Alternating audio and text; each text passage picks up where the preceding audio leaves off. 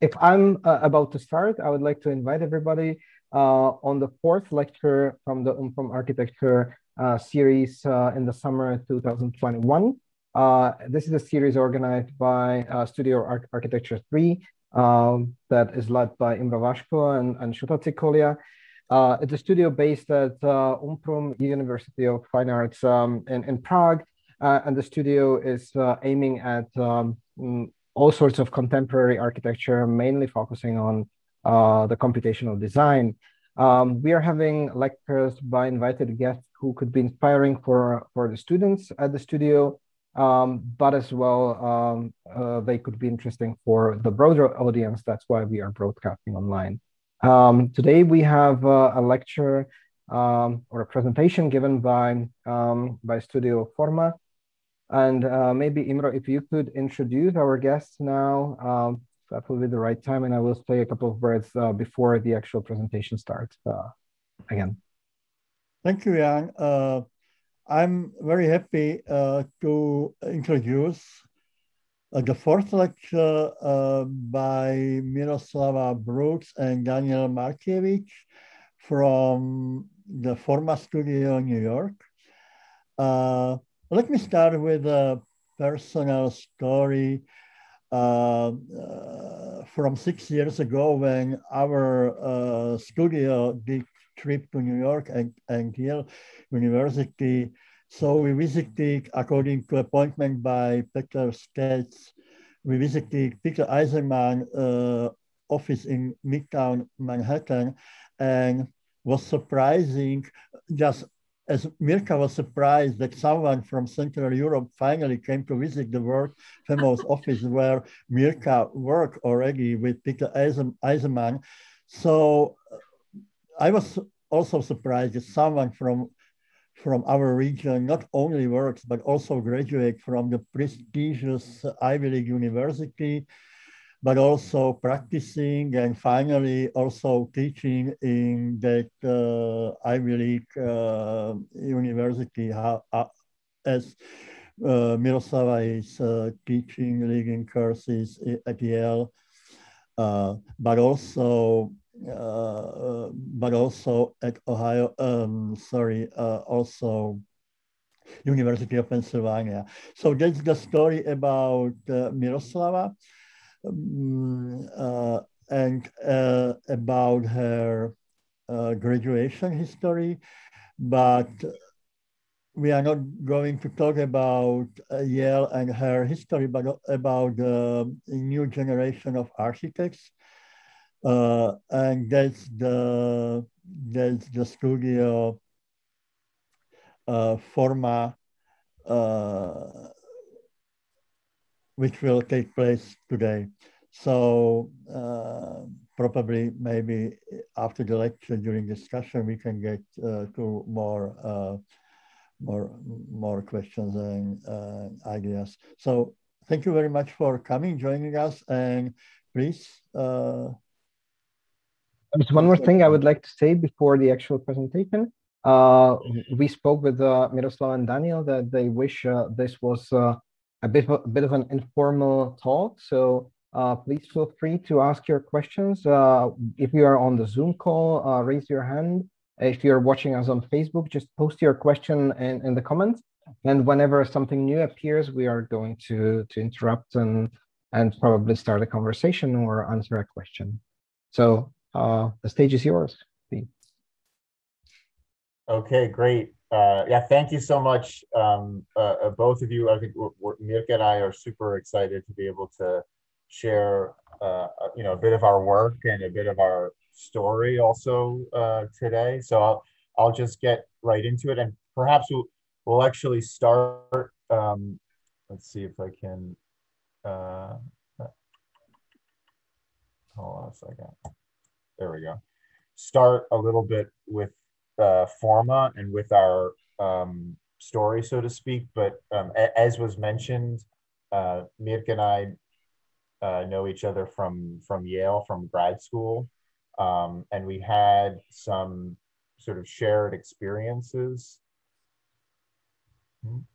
This video seems not to be working, but we'll just already a very informal lecture. But Mirka and I know each other from grad school. We both went to Yale. We were a year apart. We both actually studied with Peter Eisenman, and I think through some of those paired experiences, developed a friendship, but also a kind of working relationship. But after grad school, we sort of went our separate ways. You know, worked in different places, but sort of maintained contact. And a few years kind of down the road, having gained some sort of professional experiences, we started to do some collective work together, and ultimately FORMA was created around 2018, so a couple years ago. But in terms of the practice and sort of our approaches as well, individually, Mirka's and myself, I think that we come from slightly different backgrounds, but also perspectives. I mean, many of you may know Mirka was born in Slovakia. I was born in the United States, but I think that we also bring slightly different viewpoints to the practice. We were actually asked this question in an interview a little while ago, I think about 6 months ago, and how each one of us maybe approaches the practice slightly differently. And we somewhat sort of jokingly said that we come at it from two different perspectives, and that you know, Mirka might expect to design a school on an as yet to be built colony on Mars, whereas I expect that we maybe just finish the project that we're working on at the moment, which is basically to say that I'm, you know, maybe slightly less optimistic than Mirka is, but she certainly brings that to the practice. But I think that those somewhat complementary maybe attitudes, I think, also shape the way that we approach the projects and the work, which I think has helped us and hopefully will continue to help us. Mm-hmm. Yeah, so we'll just continue with this, but just starting basically with our very first project that we worked on together. We'll not go into the details, but just really kind of talking about the plan a little bit more, and really just your title, preliminary plans, as a kind of practice. But this was an international competition for a children's library in Collodi, Italy. And really, this project kind of somewhat set up a series of ideas that have been recurring in our practice ever since, really, such as the kind of recurring search for the balance between the order and the whimsy, as Daniel mentioned, with the kind of rigidity and looseness. So often we try to establish a kind of clear organizational strategy and overall order with every project, which usually happens through the plan drawing. So, and on the following slide, you can kind of see that, I mean, these are just some of the examples of the various projects at different scales and different sizes and locations that we've been developing in the office. But while like we kind of establish an organizational strategy first, we also look for moments of agitation. Sometimes they come from kind of site and context. Sometimes they come from more kind of spatial and geometric disturbances. But for us, the plan is still one of those kind of fundamental architectural media that, you know, allows us to think through ideas in a kind of clear, comprehensive, and rigorous way. But it also offers a certain amount of freedom to really kind of quickly test spatial concepts. But the plan for us is never a two-dimensional artifact. It always ties to three-dimensional space and ideas of how people occupy space. So at the same time, we start working with kind of images quite early on in the process. And we often call them sketches. So while the drawing kind of enforces a certain degree of abstraction into our thinking process, the images offer a kind of more immersive explorations into atmosphere, materiality, and how we basically inhabit space. Yeah, so I think, let me see what's on that. Yeah, good. Yeah, and you know, as we both mentioned, you know, we are a young practice, and I think that in certain ways, when it comes to projects that we're working on, we somewhat take what we can get, let's say, but especially in the United States, and I'm very curious to have this discussion hopefully at the end, how young practices go after work. But in the United States, it's very common. We basically start with a lot of interior renovation projects that, sometimes don't have a tremendous amount of space for design, but we like to think that there's always something. And so within each one of our early projects so far, there's always been something that we begin to focus on and really develop a kind of design perspective for. But we also haven't, let's say, waited for projects to come to us. A part of what we're kind of most recently working on the last year or two is developing approach to certain residential projects. And we'll actually go through a few of these houses on the left, the three on the left, were speculative projects, essentially. So imagining and developing a client that has actually led to work, realized work. And ultimately the project on the right, which we will also talk about, is something that we're developing and financing ourselves. So I think that, again, not kind of waiting for work to come to us, but actively imagining where we want to be and then designing towards that has certainly been a big part of, the work that we've done the last couple of years. We're not only obviously interested in residential work, and so we've also been pursuing and looking into institutional and cultural scale projects. And we're going to talk about both of these projects today as well. The other aspect of this that I think I'd want to mention, and we will get into detail, is that I think that there's a hope, Mirka and I, for us to really merge our interests in the professional world with our academic pursuits. So, and again, I'm curious to have this discussion maybe at the end, but in the United States, in certain places, it's not always as seamless as one might think, meaning that the sort of academic realm does not always perfectly mirror the professional world. But I think that is an interest that we have. And so these two projects we used as starting points for studios that we're actually currently teaching, which we'll touch on a little bit today as well. But I'll let Mirka start us off in terms of diving a little bit deeper into some of the work. Mm-hmm. Yeah, so I mean, this kind of series of these more residential scale projects really started again with a competition. First, it was again one of the first competitions we did, even I think before establishing FORMA. And again, there are certain ideas regarding kind of urban living and the relationship between the natural world and the domestic space, which we've been exploring ever since. So the competition, and this is a kind of screenshot of the competition brief, but ask for designers, or designs for a kind of dream home that could be located anywhere in the world. And we thought it was kind of funny how they mentioned some of the examples that were set in these kind of gorgeous, extravagant natural locations like the Mykonos in Greece, for example. And so we did exactly the opposite in a way.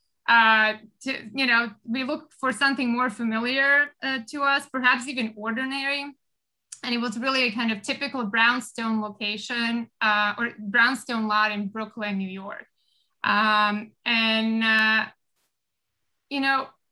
It's interesting how these kind of, this lot basically is a kind of very specific typology. I mean, some of the European cities have it too. But the lots are quite narrow. The houses share a party wall on each side with a kind of hard urban edge on the bottom of the drawing you can see, and then the kind of back which extends into a more private yard. The following slide actually shows the kind of section, and really this is one of the projects, or perhaps the only project we really first started developing in section instead of the plan.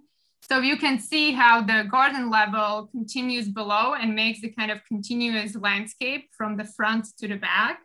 And so the idea again was going back to the brief that instead of placing the project in a kind of beautiful landscape location, we thought, how can we bring the landscape into the center of the house?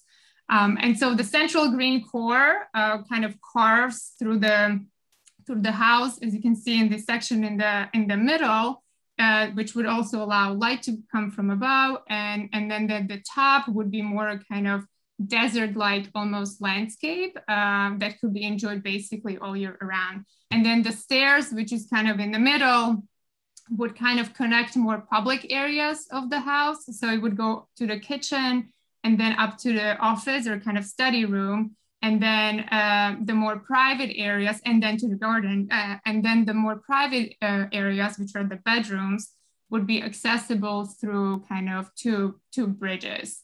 And you can kind of see it a little bit also more clearly in the following plans. They're just kind of showing basically the ground level, the second and third floor. But again, you can see how the kind of interplay between the staircases and the bridges are kind of resolved in the plan. The following images really show kind of the, the more spatial and atmospheric and kind of aesthetic idea behind this project. But really, this is a typical, again, brownstone facade, usually brick or stone. And so the bottom, you can see we would basically carve that space and push it and open to the back. Whereas at the top, and I'll talk about it in a little bit, the kind of roofscape is re-envisioned as a new kind of almost greenhouse that could be enjoyed all year round. And then just flipping through a few of the images below. So this is basically when you enter the ground level. So it's more of a kind of darker, mossy, undulating landscape. And then you would either continue to the kind of pool area and background beyond, or you would take the stairs upstairs. This is the view from the living room and the kind of more communal area, showing the central courtyard in the center. And then lastly, there is the kind of view at the very top where you could potentially see also the skyline of Manhattan in the background. And then just very lastly, I mean, we do also work and like to work with physical models. I mean, for us, the physical models are more maybe kind of concept models. And so this is really just showing the roofscape, which would be kind of composed of, I think, 3 identical units organized on a grid, but each unit is rotated in different orientation to produce a kind of more idiosyncratic and playful ensemble. So then the following slide just shows the kind of overall physical model, since the house is constrained more or less on 4 sides, and then continuing the garden level below and expanding the kind of roof upward reconfigures, this kind of rather rigid urban typology. And I think that that was an early project, the townhouse competition that we did, but we started to develop an approach to a few residential projects, and we started to look at a little bit more closely coastal conditions. So I'm actually going to talk about very quickly a couple of projects that we did that had that specific site condition to them. And part of the in this first project, which is located just north of Miami, our approach to that, I think, took on a specific interest in the ground. Obviously, the ground condition in these coastal sites is a sort of very tenuous condition, knowing that the state of the world and the environment and rising sea levels and climate conditions are all in effect in terms of how the house relates to the ground. And so that was actually something that we focused on with this first project, was the building's relationship to the ground. And we wanted to do that in a couple of different ways. This is a model ultimately of the project that we developed. But when we first started working on the project, we were considering not only the building's relationship to the ground, but the other aspects of the house, a beach house, which are important. One of those is sort of a sense of community or shared space. So oftentimes beach houses, coastal homes are even shared homes, not homes that folks live in maybe, let's say, year round, but that you might be there part of the year, another family or another gathering might be there part of the year. So we wanted to embrace that and also encourage that by expanding the portion of the house, especially the deck, which would foster that kind of communal atmosphere within the house. So the deck space was important for us, and in the beginning, we're kind of imagining where and how we were going to locate that space relative to the rest of the house, and ultimately we looked at pushing it up all the way to the top, and that really became the move for this project that was maybe the most significant, because it did two things for us. One, it allowed that deck space to be completely expansive across the top of the building, and two, perhaps just as important, it allowed, in our mind, a much freer relationship between the house and the ground. So it allowed us to play with the volumes that we were working with in section in a way that made a more interesting relationship with the ground, but also provide us with the ability to work in section within the interior of the house and to delineate or differentiate, let's say, spaces from one another within the plan. So the plan is organized kind of fairly straightforwardly into a series of components or modules, with the central volume being the central stair that connects the whole project together from the ground all the way up to the roof. The areas to the right, which would be closer to the water or the coast, would be the sort of more public areas, like the kitchen, living, dining spaces, and then the volumes on the left would be the more private living volumes. And each massing volume would actually contain a different room or space. So you have two bedrooms that share a bath, and then also have a shared outdoor deck space that they could utilize. In terms of the exterior for this project, I think that what we were interested in the beginning, or maybe all the way through the project, was to maintain a clarity of the volumes and the massing. This sort of crispness of the volumes was something that we were very keen to maintain. And the way that we did that, or the way that we approached that, was, obviously a house has to have access to the outside, especially one located on the beach.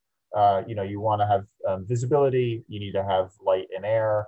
And so in order to maintain that crispness, we developed a strategy where the volumes would be clad in a wooded slatted system that would be operable in certain locations, so that we could compose where the glazing would be with a certain amount of freedom, while still maintaining that cohesiveness of each of the volumes. And then moving into the project, into the house, this is just a few images of the central stair space that lead, again, from the ground all the way up to the deck above. This is into the living space, and which we, it is a multi-story house, so this volume or these spaces were allowed to be somewhat taller, and we were also able to sneak a very small sort of plunge pool into this section as well. So this is where that play of the section that I mentioned in the beginning, we were able to utilize, I think, fairly well, with differentiating, for instance, the dining spaces from the living space here on the left as kind of little nooks within the single space. And ultimately, the payoff, hopefully, for the house is that all sort of expansive deck space up above that has unobstructed views out to the water. So building off of that, we developed another sort of concept for a house for another coastal site. This one was located in Fire Island, which is a bit closer to where we are, not terribly far away from where I live, for instance, in Brooklyn, but certainly not that far away from where Mirka is in Connecticut.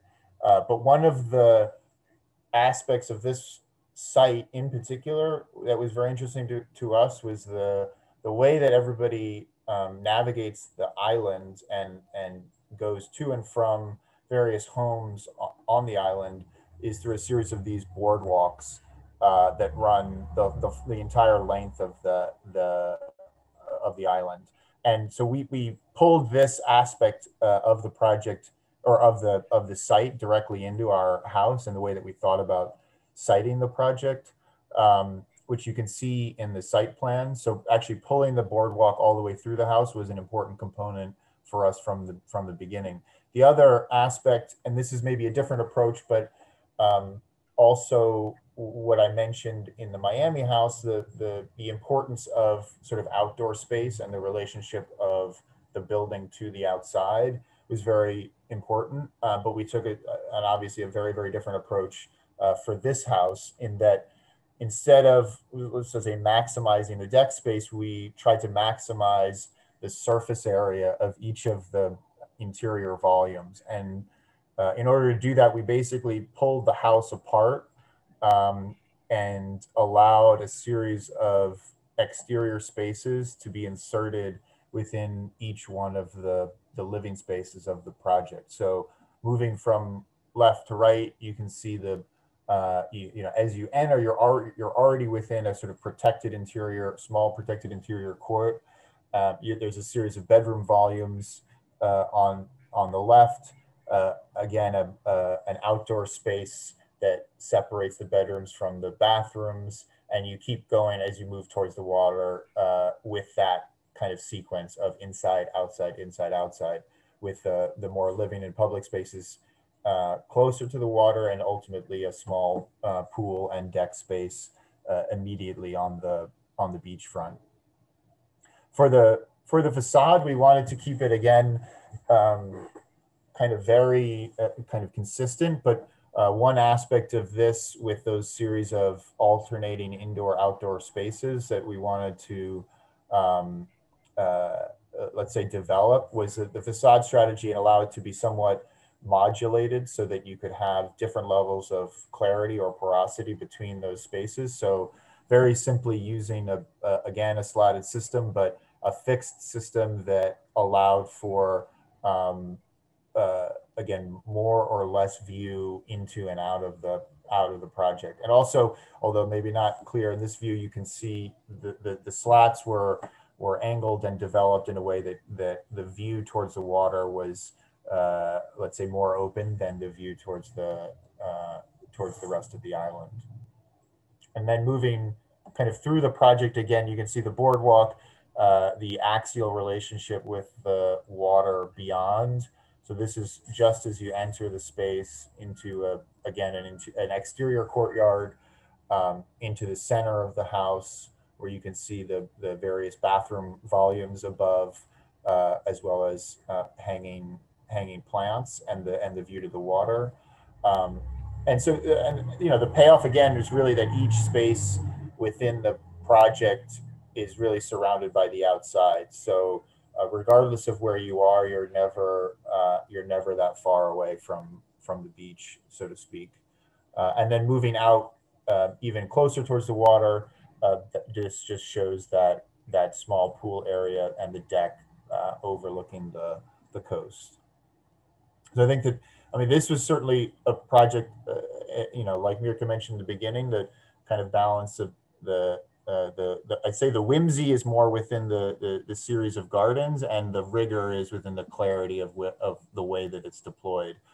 So this, looking back at the house from the beach, I think demonstrates that a little bit. Mm-hmm. Yeah, great. And just to mention also, this last project was actually done in collaboration with our friend and kind of colleague, Mark Geddes. So we do like to also kind of, you know, think about collaborations outside of our team and see, you know, like what opportunities there are. So this was a kind of really fun project for us. And who knows, hopefully one day we'll actually have a chance to build it. But this is the last of the kind of 4 residential projects that we'll show. And it is actually our very first development project.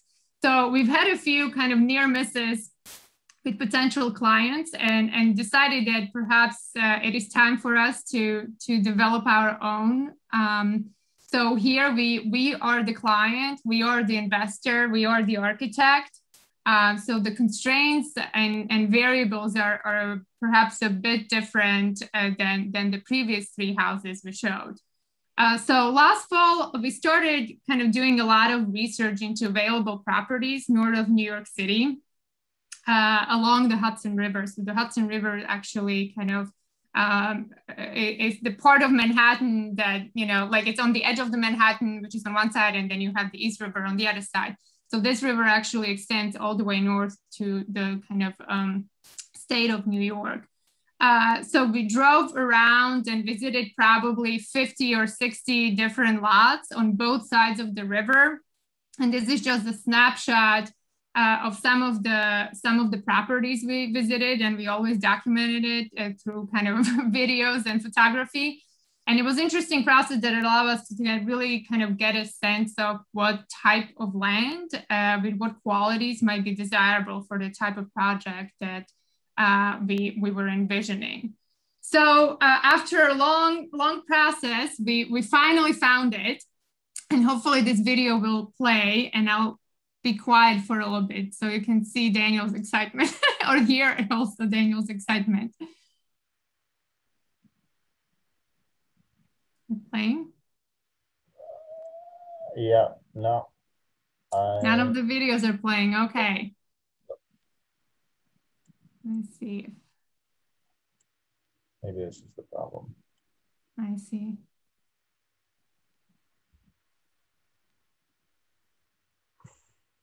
Sorry, bear with us for just 1 minute. And you can make it probably full screen the next time. There we go. Olive Road. I think this is it. There's a shed, there's electric, there's these views. It's freaking cleared.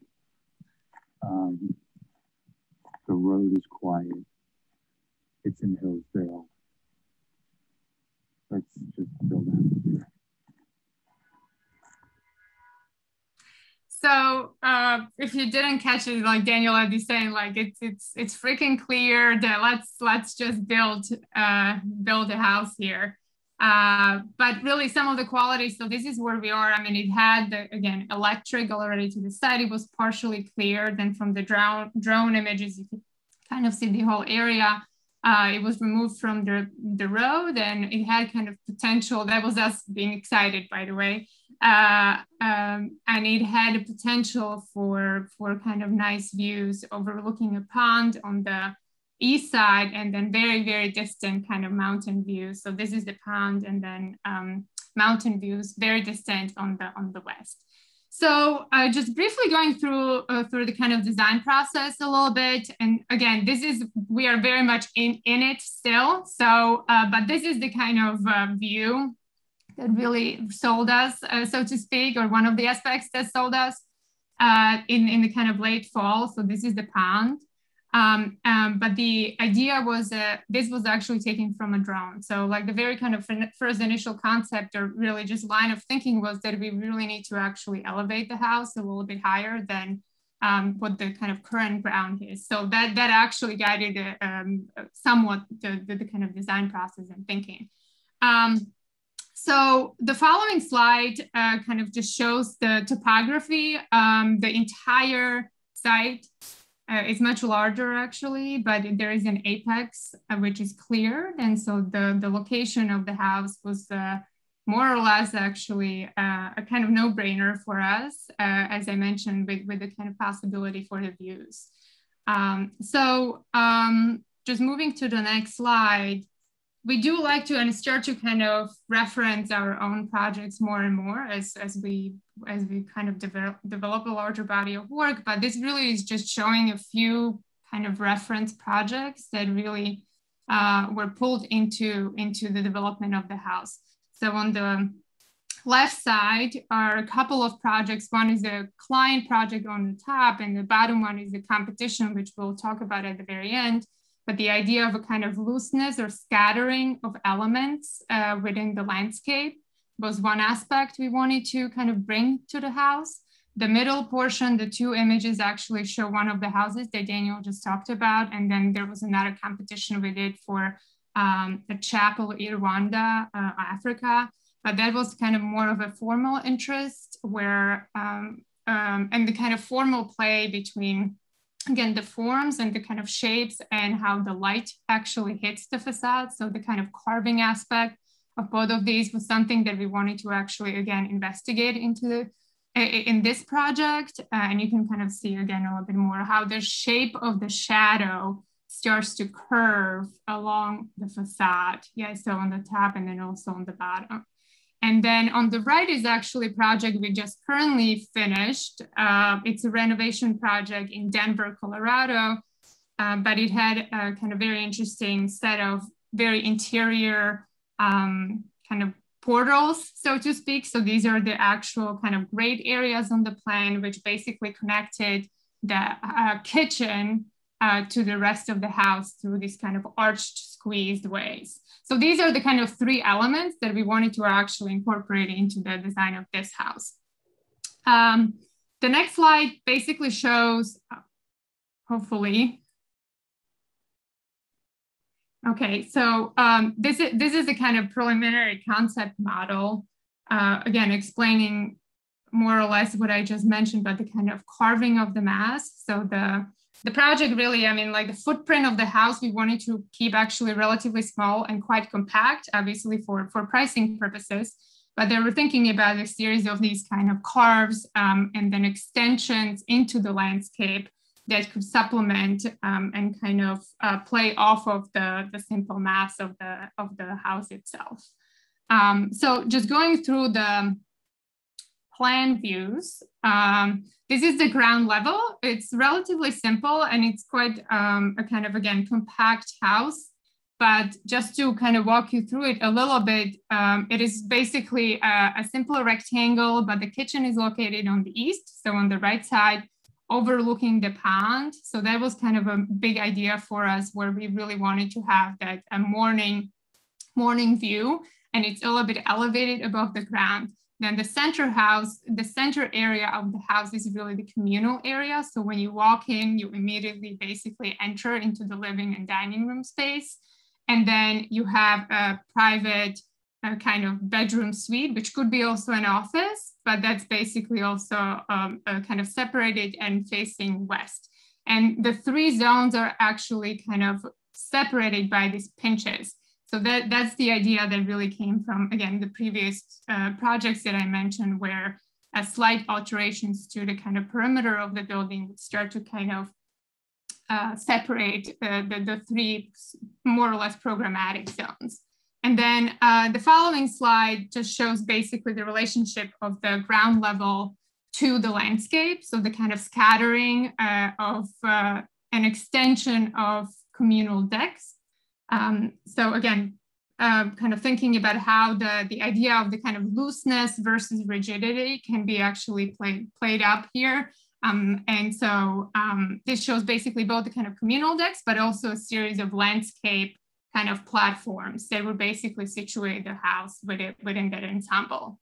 And then the second floor is relatively simple. It's basically bedrooms on the entire floor, with the possibility of, you know, some of them obviously being an office if desired. But in terms of, again, programmatic organization, it's quite simple. And then lastly, just pointing out that the kind of carves or the elements from the facade, which you'll see later, start to actually a little bit more impact also the interior of the house. So we can just flip to the next. So this is basically just showing the house situated at the apex of the site within the clearing that is already kind of existing.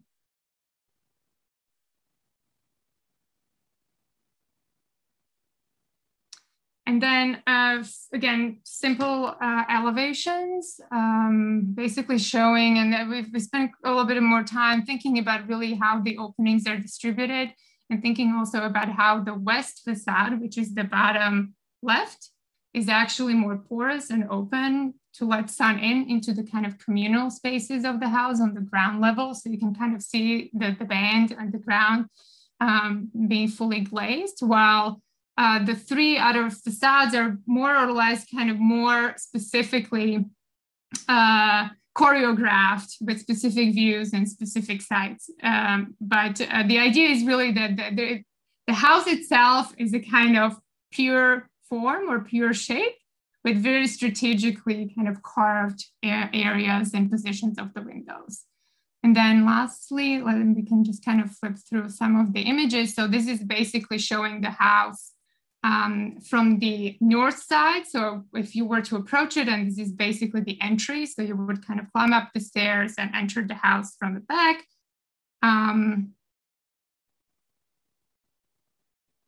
And then the next is a kind of close-up of one of the areas that I mentioned earlier on. So the interest here was maybe talking a little bit more about the materiality, but how we can start to play up a series over a couple of materials off of each other to reinforce actually the reading of that carve. So here we're kind of thinking about how the potentially more kind of pockets of space that are exterior that it would allow for potentially kind of like lounge furniture to be incorporated with some of the kind of positions of the windows above. And then the metal cladding would basically be on the kind of exterior perimeter surfaces of the house, while the carved areas would be more kind of rendered through warmer wood, kind of wood siding. Just another view, basically looking towards the west, so distant mountain range, more or less, and then showing basically the kind of communal decks, one in front of the kitchen and one in front of the living area. And then this is the interior of the kitchen view right now. We are still working through a lot of the kind of interior finishes. So, but these are the kind of preliminary ideas. And again, the one main view when you enter the kitchen is really kind of centered on that pond with simple materials, kind of simple strategies, you know, towards the kind of furniture and materials that when they come, you know, to the kind of surfaces.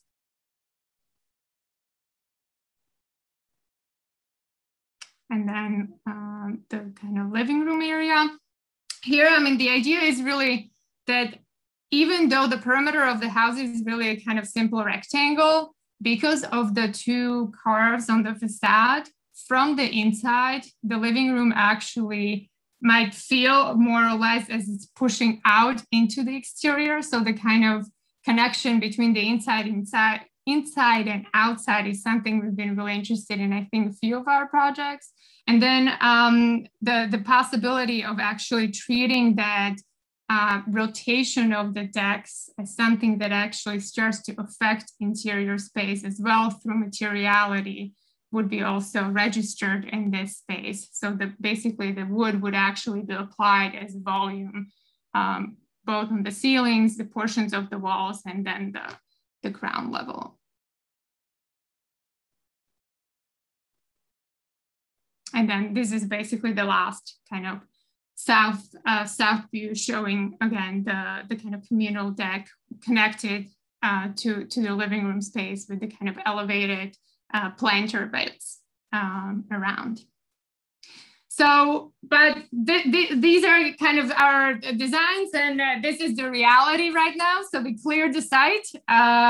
Everything is ready to go, and we are basically like waiting and working through pricing with contractors. And so we are very excited to start. Hopefully we'll do so within the next month or so, but fingers crossed. So this is basically where we are with this kind of project. So the last two projects we'll show are really competition projects, as Daniel mentioned. One is in Bratislava, and another one is in Mozambique. And we'll a little bit also show some of our kind of student work and how that kind of teaching and practice basically is connected, as Daniel mentioned at the very beginning. So yeah, I'll go through this, the competition entry that we did for the bathhouse and library in Bratislava, also because that is the program or starting point that I've used and am using currently in my studio at the University of Pennsylvania. And you know, many of you may be familiar with this competition.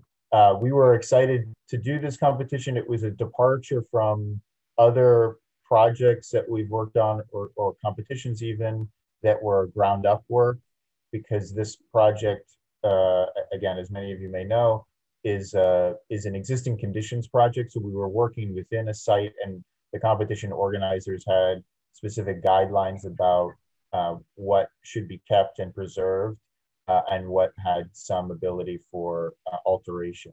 But we were excited to work within that. The building itself was a former bathhouse, although not used as such in the recent past. And so it had a series of spaces that already could be converted or renovated into a contemporary bath space. But in terms of our approach to the project, I think it was kind of really three aspects of it that we were interested in. On the right, as I mentioned, I think we were somewhat enamored with many of the existing spaces and wanting to work within those in very carefully, almost surgical interventions that highlighted the existing historic qualities while introducing some hopefully new aspects to the project.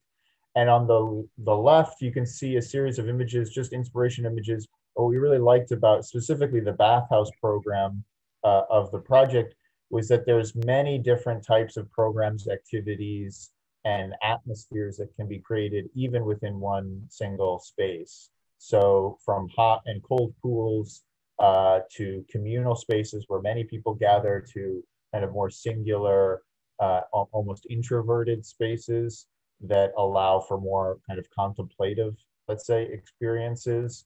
The use of color, tiling, material, the play of light on those things has all taken historically many different forms in bathhouses. And so in the project, we were very interested in kind of capturing a lot of different spaces within this one existing building.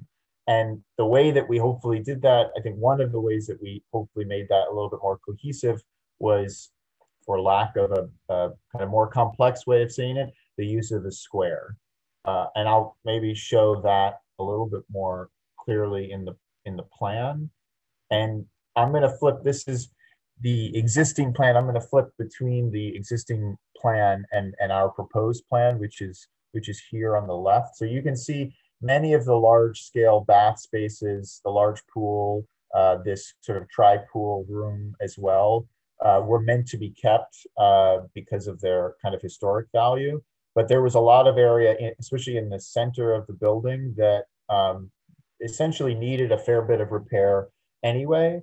But that meant that there was a little bit more room to carve out and develop the plan in a way that we felt made sense. So as we worked through the plan and the spaces that we wanted to introduce into the bathhouse, we started to gravitate around what became an organizing feature in the building, and that is that use of the square as a circulatory path around the interior spaces of the bathhouse. So without touching, let's say, the all-important kind of historic spaces, but just through a careful kind of surgical approach to some of those perimeter spaces, we're able to create this loop that allowed a visitor of the bathhouse to experience, again, many different rooms, many different spaces, but sort of always know where they are within the project, as a result of that sort of very clear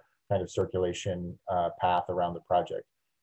This organization and plan was also something that we wanted to emphasize through the material use. So as we were kind of studying the material and working through different aspects of the project, one thing we, again, started to gravitate back towards was the historic value of the building, and in particular, one of the tiles that was within the original project. But again, we wanted to approach it with a sort of slight perversion or slight shift that would almost bring it into the 21st century. And we did that through kind of two very subtle moves. One, simply the orientation of the tile and the way that that's deployed.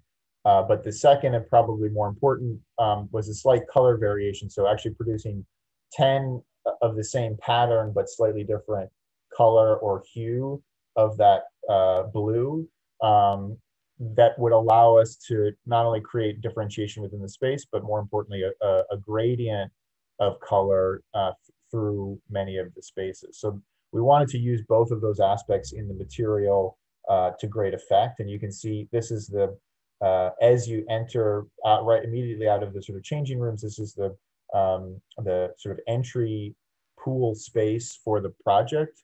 And we wanted to that space immediately to be a total immersion into that environment. So deploying the tile completely throughout became an important aspect of this space. The other aspect, which I'll mention somewhat briefly, but you can see in the beyond pool space, that was a space that existed within the project, a series of arched pilasters kind of rounded the room, and you can't quite see, but it's a barrel vaulted space up above. We wanted to carry that, not only something like the tile, but also the form of some of those spaces into this, which was a completely renovated space. So very simply running those arches from that space and carrying them into a shallow vaulted ceiling scape in this room became the strategy for referencing that. And the tile, as I mentioned, was something that we used primarily in that initial space, but also within the square, the circulation square. So each of the spaces had some sort of addition to that, again, being something that kind of materially tied the whole project together. So even in the spaces that were left actually quite similar to their original condition, we wanted to at least deploy that tile at the ground level, at the floor, to again begin to unify many of the disparate spaces. And within this, you can see a little bit in the section the different qualities, shapes of spaces that we began to develop, really for the intent of what I mentioned in the beginning, an interest in creating a diverse set of experiences within the bathhouse. So something as simple as a spherical space with a very simple or directed light source, to something that is a similarly sort of grotto-esque space, but has a very different character just by the nature of the vaulting, the ceiling height, the way that the tile is deployed. And into other spaces that sort of capitalized on the natural light of the building. These were existing skylights, so making use of that through a sort of very vegetative space. And other spaces that had kind of very specific ideas about what the experience was. We were very interested in this room to create an experience that was all about the caustics of the light that is produced when shallow pools receive sunlight. So in this very simple room, a skylight reflecting pool, essentially, that created that ambiance within the room. And I think I will say that I think we were certainly more interested in the bath experience.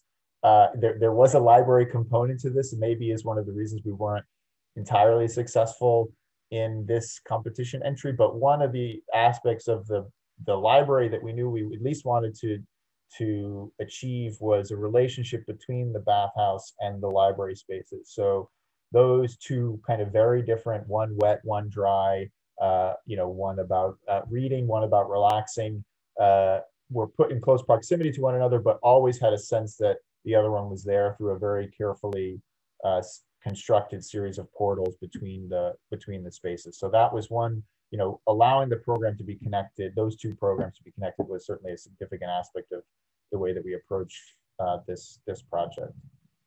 And I'm going to jump right into the student work that my studio is working on right now, because we took the bathhouse program as a starting point for them.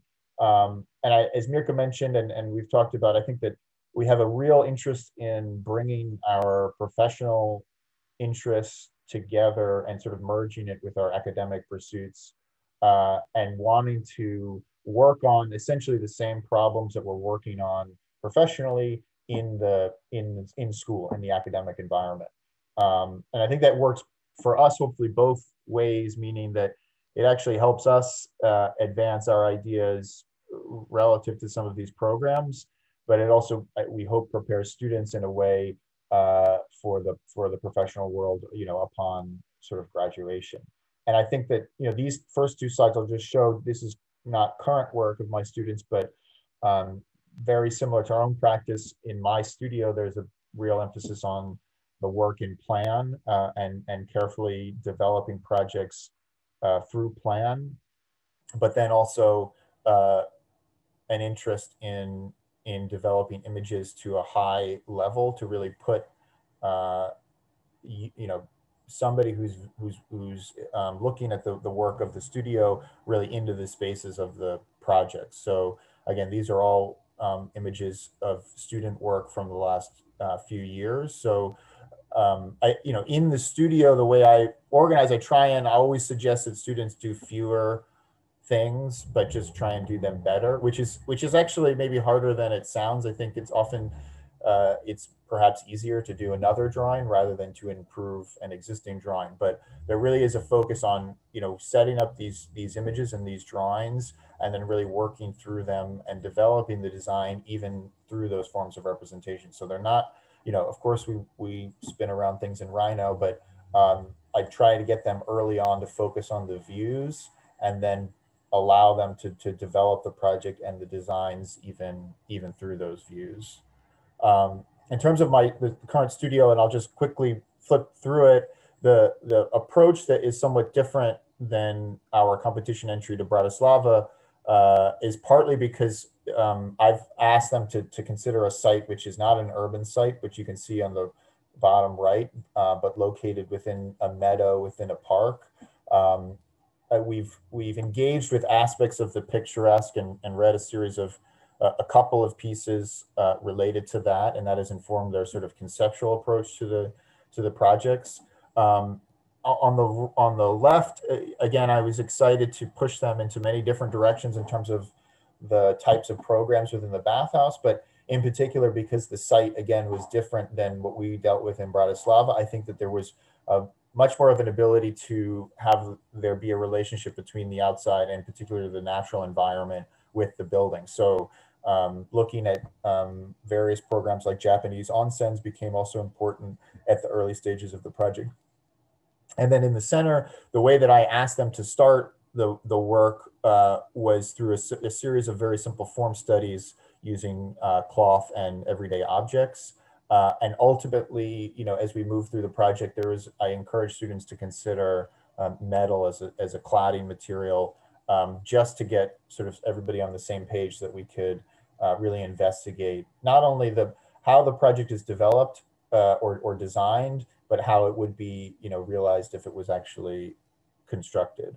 So just looking again quickly at the current work of my studio and my students, these are all what they started with, the sort of cloth models, these formal studies using everyday objects. And the focus or the interest maybe conceptually was on how forms degrade and how you can have an existing object form, etc., and then through a very simple shrouding, it can become something that sort of is clearly evident that it's still there. The essence of that object is still there, but it takes on a different, kind of a different effect. Within the projects from the studio this semester, I think one aspect that we did take maybe, or that I did ask the students to take from our approach to the Bratislava project was the use of the square.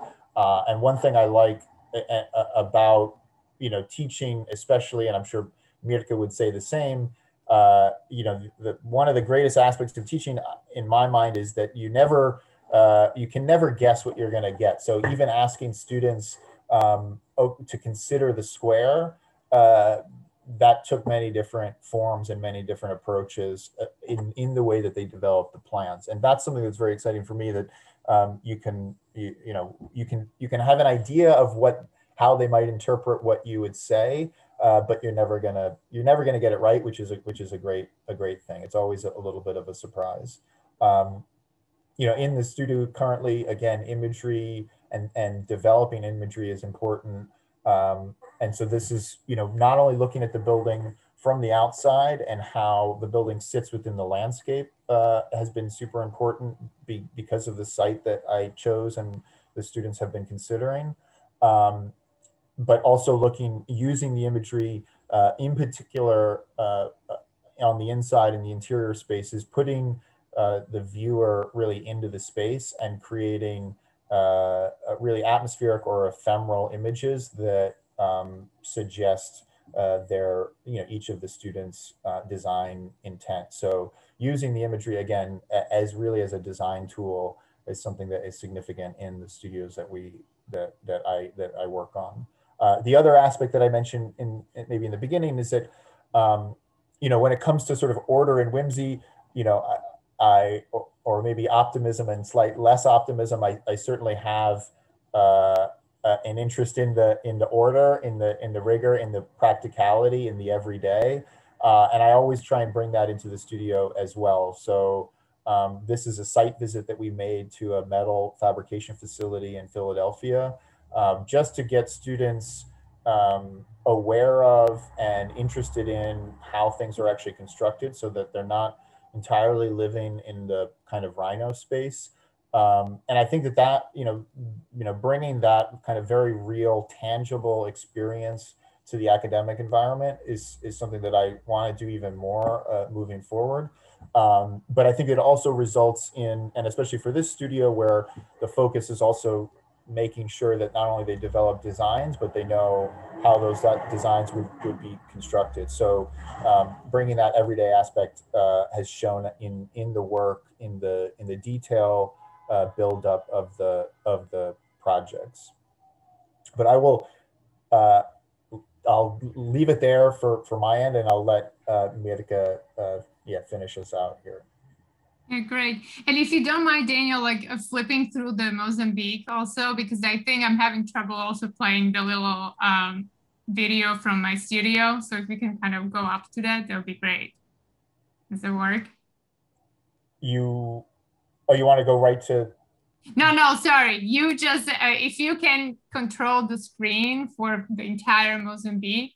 Sure. And then, I'll take it over. Yeah, thank you. So this is the last project we will show from the office, and also then I will kind of tie it similarly to what Daniel just did to a little bit of the teaching that I've been doing both at the University of Pennsylvania, the Stuart Weitzman School of Design, and also Yale University. But first, this is a project that we've done maybe a year and a half ago or so, year and a half ago. And we've been increasingly interested in this kind of relationship, again, as many times we've mentioned throughout the lecture, of the whimsy and rigor, but doing the kind of rigidity and looseness, and how they actually can coexist together in one project. So this competition asked for a design of a preschool located in a rural area on the southern side of Mozambique. So the first question really for us was, what is the kind of local context that can help us situate the project? And the second question really was, how does the project kind of create its own context? Since the area, as you can see in this image, is sparsely populated, with minimal infrastructure and just very kind of small dwelling units sprinkled around. So Mozambique has kind of tropical climate, but it has really two seasons, like a wet season and dry season. So we wanted to kind of build upon the kind of collective knowledge, reflected in the local architecture. So on this slide here, the kind of architecture utilizes a series of kind of tectonic techniques, such as the thick masonry wall and the elevated roof, the kind of permeable screens, which really kind of have developed over time, in response to local climate and material availability. And then the image on the left is actually the site shown during the wet season. So it's super lush. So we were developing, in addition to this local context, we were also kind of interested in developing this looser relationship between the building and the landscape, something that could be more kind of random, even playful in its organization. So this lithograph by Michael Heiser was kind of a strong influence during our design process. And we like how some of the more kind of clearly defined figures are loosely fitted within the kind of scattered field of lines and color patches. So our proposal was to really create a courtyard building that would be nested within a kind of sloping site. So this is the site plan. And then, so the building is basically on the kind of left side, it's left portion of the drawing. And then there are kind of series of scattered playgrounds and pathways and really short retaining walls, which would respond really to the kind of topographic changes within the landscape. The following slide shows the kind of the large physical model that we actually made for the competition. So many of the gathering spaces would be kind of organized around these kind of existing trees on the site. And the idea was that since children really learn about their environment through play, these exterior classrooms would kind of encourage children to learn about their native flora and various aspects of local agriculture, and which would kind of, you know, that actually aspect is one of the primary sources of income in the area. So the plan on the following slide, and we'll flip to the close-up just in a little bit, but then rather than again kind of creating a single building, the preschool would be housed within a cluster of smaller volumes that would be organized around a unifying square courtyard. So again, very similar actually kind of conceptually as the strategy to the Bratislava project, where there is a kind of organizing principle, which is the simple square. And then if we flip to the next slide, which is a kind of close-up, each room would be basically entered from within, from the inside of the courtyard to kind of encourage more interaction and produce a kind of sense of community. And then the passages between the rooms would kind of allow for more fluid circulation throughout and connect the kind of interior of the courtyard with the surrounding landscape areas that would be kind of sprinkled around, almost like a confetti style pieces. The model close-up on the following slide really shows the building situated within the landscape without the roof. But as you can see, the kind of four gabled forms that would be placed on top of a kind of more simpler square would also register below through color. So marking basically some of the kind of primary entries into the courtyard on each side of the building cluster. So again, the kind of idea where the kind of rigidity of the square or the kind of rigor of the square would coexist together with a kind of more looser organization type, such as a pile. The section on the following slide really shows the kind of tectonic strategy that we proposed, which was quite simple. It was basically a corrugated metal roof supported by open web steel joists. So on the following slide, actually, we can kind of see it a little bit better. But that basically whole ensemble would basically sit on stabilized brick walls. And then the large overhang, which is on the right side of the drawing, would kind of protect the interior from really heavy rains during the wet season. And then the open joists together with the kind of more permeable screens would allow air to circulate throughout the interior of the classrooms. And then lastly, the view at the end basically shows how the building would be situated within the kind of natural landscape of that area. But so this project really was a kind of catalyst for my studio, but I think it kind of sets up again a series of kind of questions and investigations that are kind of ongoing through the work. And let me see, Daniel, maybe if you can like carry it through that GIF, and then I can take over. But this is the first studio I will show very briefly is again the same studio that Daniel is teaching. So we are teaching two separate studios in the same year at University of Pennsylvania.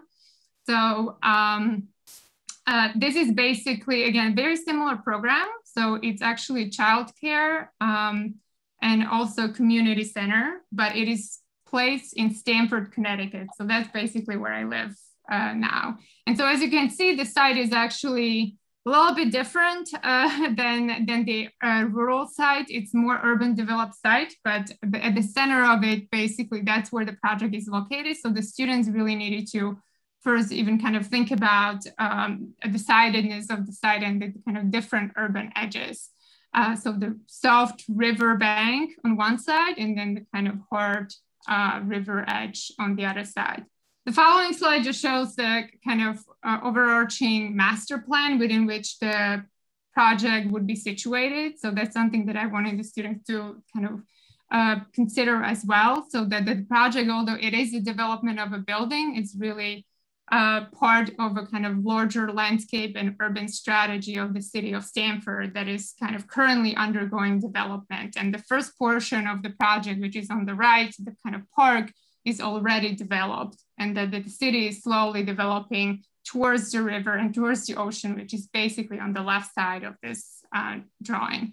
So, and similarly, like with the Mozambique project, I usually always like to also bring kind of external references to my studios. So the following slide just looks, shows basically kind of a selection of Isamu Noguchi's sculptures that I wanted students to kind of start with.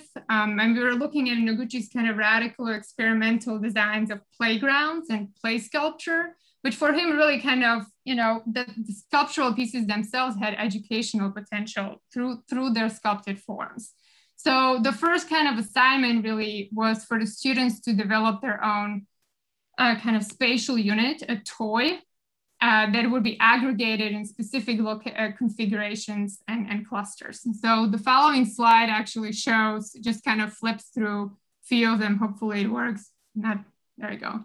So these are basically the kind of aggregation studies at the very beginning that the students started to kind of develop and look at the kind of spatial possibilities of the aggregated strategies. My interest in this is how, you know, these kind of smaller scale spatial units can produce a sense of like collective form. So the following slide, and I don't know, Daniel, do you want me to take over or are you okay with flipping? Up to you. Here, I can, sorry. I said that it's a little bit informal here. So let me see if I can share screen. Okay. Can you guys see? Can you see? Yeah. As informal as it gets. Okay, there we go. So, yeah, I mean, again, as I mentioned, that like my interest in these aggregation forms, which is similar to really how we set up the Mozambique project, was like how we can kind of produce a sense of collective form from an individual unit. So instead of thinking of the building as a kind of singular object, it's more like a village. So these are basically the 6 groups, the student groups that are currently working through this problem. And although there's a kind of specific program of childcare and a community center, I also kind of encourage my students in basically almost every studio I teach that you know, architecture can kind of transcend a specific program and its duration. I can really kind of start to establish spatial and organizational order that could lead to kind of invention of new programs. So this is just kind of flipping through the current progress of their work. We start to kind of look at materiality and how the relationship between the landscape and the building can be kind of blurred through, again, like color, materiality, kind of landscape strategies, dealing with the edges. So I'm just flipping through a few of the student work. If I flip, here we go. Showing basically first the projects from above as they were kind of starting to aggregate the clusters. Again, similar to Daniel, as always, I think all our studios are always like encouraging students to use the plan as the kind of generative design tool and really pack as much information, not for the sake of information, but really kind of considering how structure, organization, movement, landscape, furniture, habitation, all of that actually is somehow registered through the plan drawing. And then the students, again, since this is a comprehensive studio, meaning that this is one of the few studios, core studios, that brings basically all the kind of tectonic systems into play. And so the students are meeting with structural and mechanical consultants throughout. So it's not just a kind of form making, but they really need to kind of consider how the building would be constructed, you know, through all these systems. So these are just, again, preliminary elevations that the students are studying, looking at the kind of more detailed sections and how they would be constructed. Again, materially thinking about, again, the kind of tectonics, similar as Daniel, looking at really the kind of, you know, organization of and composite of their forms. So it's not just in Rhino, but they are, again, meeting with the consultants multiple times throughout the semester. I wanted to throw in this last slide because I think it's kind of interesting how our also communication has changed because of COVID. And this is just one of our, like my studio descripts, rapid descripts, you know, where we kind of draw over, different post-it notes are posted. And so like, I think it's something to actually consider when we start to think about collaboration and what it means, you know, into the future. And Daniel and I also, although we don't use Miro as much, we certainly like draw over our Zoom sessions all the time. So this is very much representative of how we kind of work today. And then very lastly, this is the last thing I will show. It is very briefly kind of core studio. So this is the very first semester, first year Master of Architecture studio at Yale. That studio really kind of deals with the fundamentals, you know, of space and form, but in a way it's not dissimilar to, again, everything we've been talking about throughout our lecture here or through presentation. And so this particular studio in the past 3 years been kind of working with this idea that the design, you know, is a kind of form of engagement with the external world around us, and that and not a kind of process of introspection, you know, or isolated intuition. So this work here basically shows the project from half of a semester that specifically focuses on the plan as the kind of architectural medium. But rather than starting with a kind of program or a site, which is obviously more typical for kind of design process, the students are asked to search for kind of organizational possibilities in their found precedent image. So they were basically asked on the top, you can see that they went out and basically collected precedent images from other disciplines, usually painting, graphic design, kind of sculpture. And then basically, you know, went through a series of kind of analytical processes to basically start to understand how organizational strategies could be extracted to the kind of idea of thinking through a plan. So I will just flip through quickly a couple of them, but this is basically their original image, and these are their kind of final plan drawings, the kind of proposals that they had at the very end.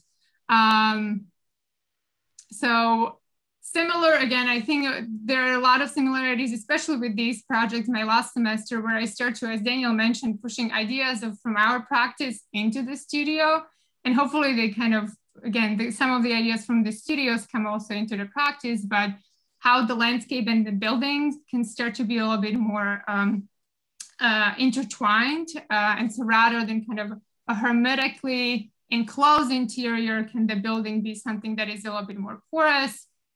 Similar idea here. So there are actually pockets of exterior that you know, carve through the interior here. And likewise in this last project here. The students, again, as always, the plan is never a two-dimensional medium. It's something that is always kind of considered in relationship to the kind of three-dimensional form. These are just kind of chunk models that students usually work with. These are physical models, kind of working with 3D modeling, with 3D printing and laser cutting, kind of different methods and techniques that they're encouraged to basically learn in their first semester of the master program. And then very lastly, I want to flip through this because I know from previous lectures, there was a couple of times mentioned the idea of emergence, and maybe that's something that that you guys are considering, and I would be curious to kind of hear some of the students also thoughts on it. And this is not by any means, this is me post-reading the student project, so it's certainly not something how it started, but it was basically just, again, starting with a painting precedent and then going through a series of a little bit different analyses of like really understanding or trying to understand how the color within the painting could be used or analyzed as a kind of organizational element. So there was Christopher Pin, who basically went through this series of like really simple, actually, honestly, processes in, Illustrator. It's kind of like live tracing different colors, but then kind of analyzing that and extracting certain kind of adjacencies and orientations and so forth within the painting that ultimately really led through a series of these kind of drawings and 3D modeling into the final proposal for the building itself. And again, it was something that it was, again, he was really interested in the kind of idea of emergence and then the kind of idea of looseness within the organization itself. And this was just his, one of the kind of images that he produced in tandem to the plan drawing itself. So this is maybe just like closing back to this project, but it may be more also in general. But some of these processes, I think actually kind of bring up interesting questions and like what role can randomness, and chance play within the design process? Like can unexpected kind of spatial organizations emerge from these translation processes that might start to kind of suggest new ways of inhabiting space or interacting with each other? How can we imagine kind of new ways of play or of collectivity, of basically kind of living together?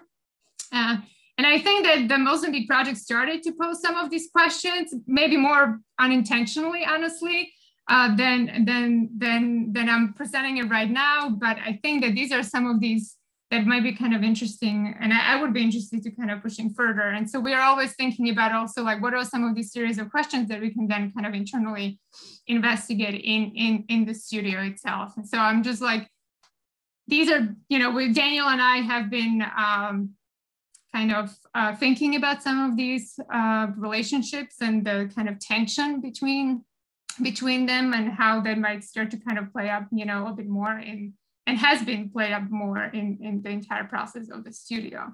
So the kind of, singularity and the collectivity, the rigidity and looseness that we mentioned many times, the kind of relationship between architecture and landscape, which typically has always been kind of thought of, as kind of two separate entities, the inside and outside, which is probably one of the kind of like oldest fundamental, almost like divisions that is established. And then obviously the kind of order and whimsy that we are always interested in kind of playing off of each other.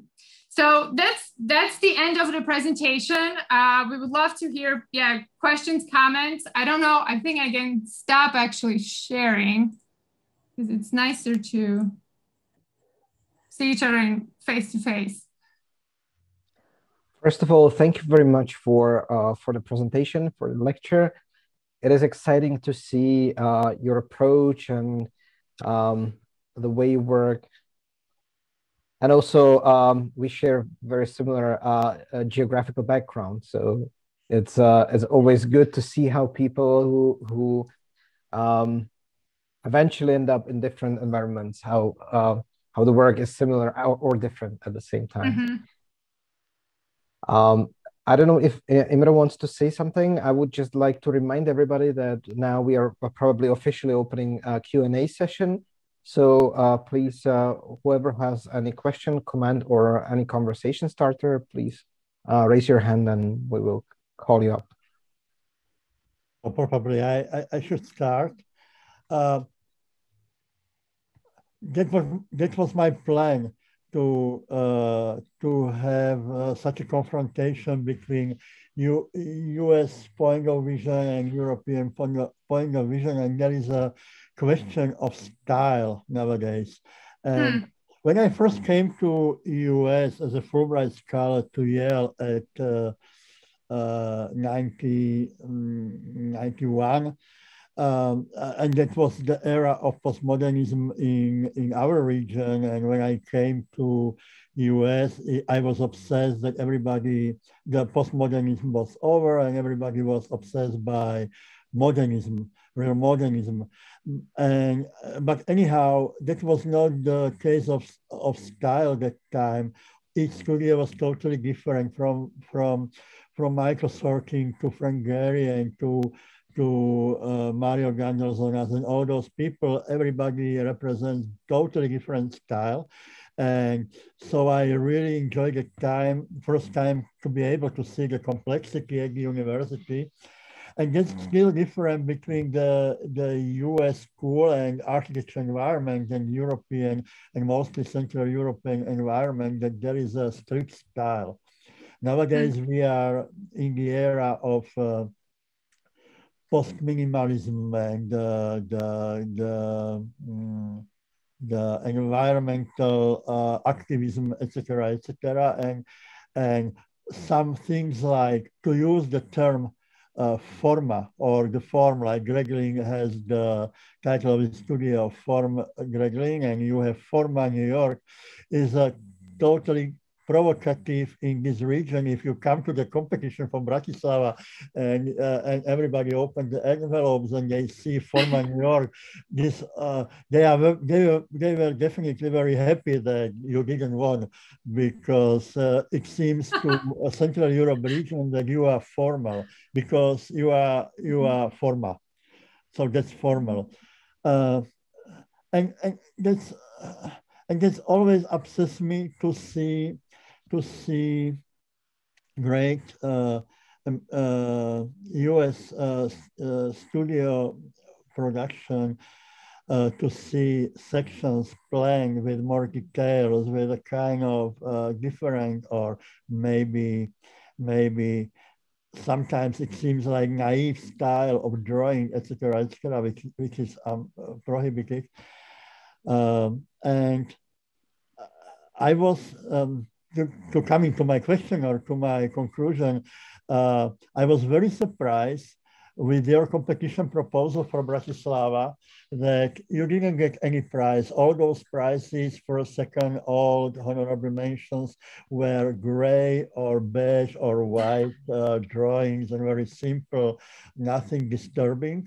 And as an example of very interesting proposal, they choose your project, the blue one, colorful one with ornament, patterns, and at least I was very happy that you were not honored by any prize, but at least you were mentioned. You were mentioned as interesting projects.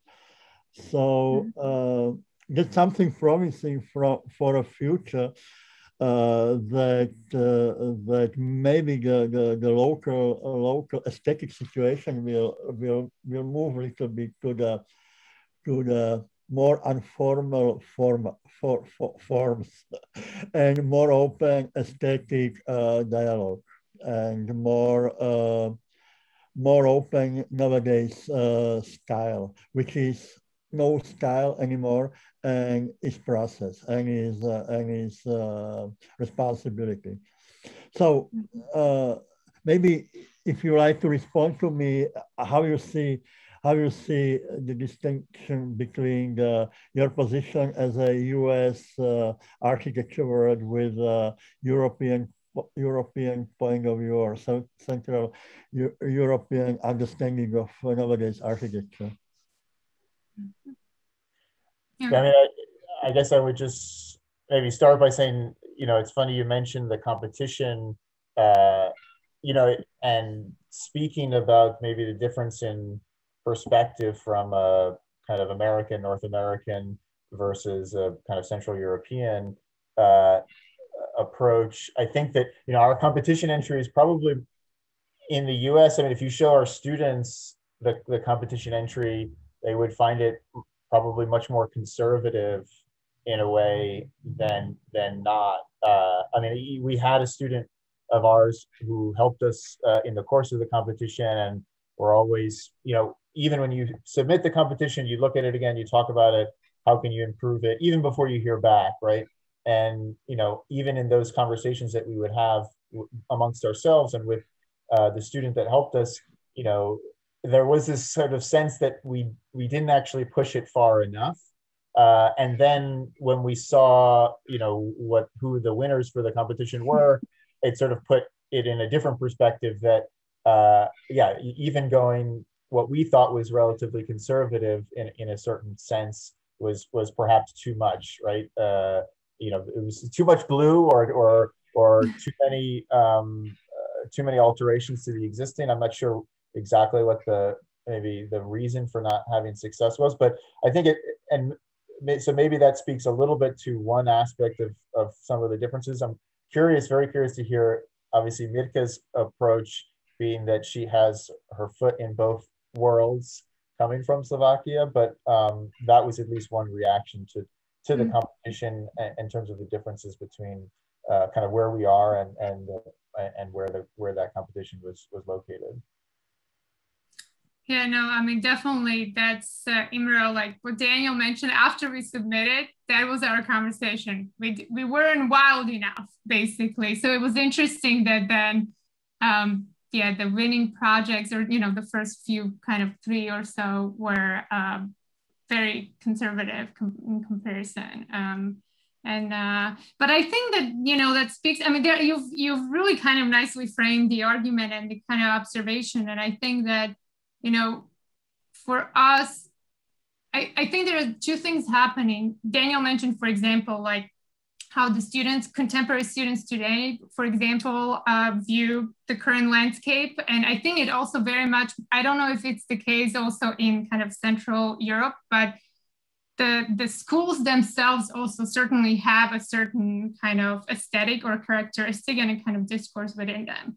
So even in comparison, the 2 schools, for example, that I teach at, I think the response would be a little bit different. And this is just the nature of who teaches there and what the kind of internal conversations are, right? Definitely. And so that's kind of one side of the story. And I think that can translate also to then, again, who are the jurors? What is the kind of internal conversation within that jury? Versus potentially a conversation that would be outside of the jury. And so that's all, I think that's always a kind of case. But you also raise a kind of interesting question, or again, observation in terms of the name FORMA. And we've never really, for us, it's almost kind of obvious and something that is almost mundane, really. Like, we are architects, we deal with form. And for us, it's never necessarily that the form is a kind of frivolous, luxurious thing. I mean, everything has a form. So it was really almost a kind of matter-of-fact name rather than a position, you know, that it's interesting. And I'm curious, again, I'm very happy that you brought it up, because we've had obviously these conversations when we were searching for the name. But I think that the form for us also, just like when we were talking about the plan, encompasses so many things, you know, that the formal actually is very much an aesthetic, a political, social, a kind of material question. So like all of that is actually folded within the form. And I think that's what we maybe were trying to kind of think about at the beginning, you know, that like, what is the kind of most fundamental word or term that can really encompasses the complexity of the architecture. Cyril actually has a question, but let's continue this conversation. I think it's really interesting. And I would love to also hear, you know, like I was looking like Jan at your work, for example, and what you guys are doing in studio and how that actually, you know, like your kind of relationship to some of these questions. It's, I think, like really quite fascinating. And to be honest, also these kinds of questions right now, the question you just posed, Imre, or the observation is not certainly, I think, one that is in vogue in academia. I think.